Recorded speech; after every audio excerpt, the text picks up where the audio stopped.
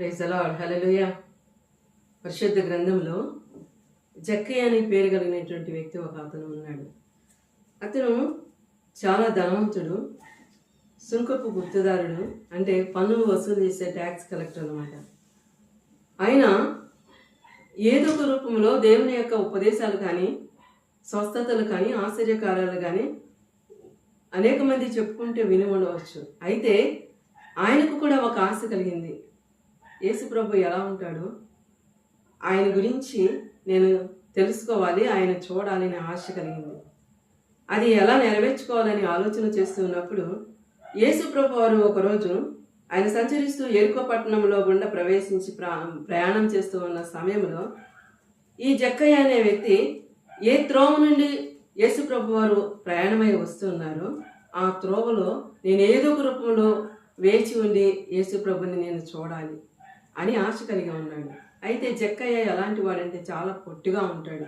అందువలన యేసు ప్రభు ప్రయాణం చేస్తున్నప్పుడు యేసు ప్రభుతో పాటు ఆయన శిష్యులు అనేక మంది జన సమూహము ఆయన వెంబడిస్తూ ఉంటారు కనుక ఆయన చూడటం చాలా కష్టమవుతుందనే ఆలోచనతో ఈ పొట్టివాడి అయినటువంటి ఈ జక్కయ్య ఏం చేశాడంటే యేసు ప్రభు ప్రయాణం చేస్తున్న త్రోవలో ఒక మేడి చెట్టు కనబడితే ఆ చెట్టు పైకి వెక్కి దాని మీద కూర్చుని చూస్తూ ఉన్నాడు.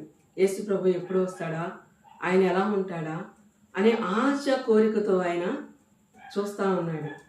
కరెక్ట్గా యేసు ప్రభు వారు అదే మార్గంలో ప్రయాణం చేస్తూ వస్తూ ఉన్నప్పుడు ఏ మేడి చెట్టు మీద అయితే జక్కయ్య ఎక్కి కూర్చున్నాడో అక్కడికి వచ్చి యేసు ప్రభు వారు ఆగిపోయి, జక్కయ్య త్వరగా దిగిరము, నేను నేడు నీ ఇంట ఉండవలసి ఉన్నదని మాట్లాడాడు. దేవునికి స్తోత్రం కలుగును గాక.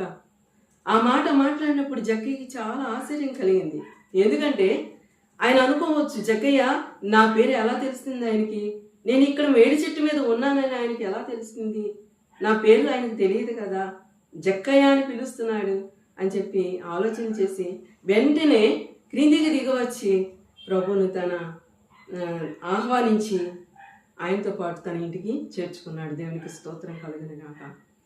జక్కయ్యలో ఏం చూశాడంటే దేవుడు ఆశను చూశాడు.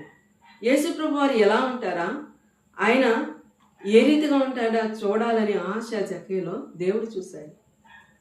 ఇదినా మనలో ఆశ ఉంటే దేవుడు మనల్ని కూడా దృష్టిస్తున్నాడు. ఆయనతో నేను ఆయన చూడాలి, ఆయన సన్నిధిని అనుభవించాలి, ఆయన స్పర్శను అనుభవించాలి, ఆయన సన్నిధిలో నేను స్తుతించాలి, ఆయన చేయు కార్యములను అనేక విధములుగా పరిశుద్ధ గ్రంథముల లేఖనాలు తెలియచేయబడుతున్నాయి కదా, వాటి గురించి నేను తెలుసుకోవాలని దేవుని సన్నిధిలో మనం ప్రార్థించినప్పుడు మన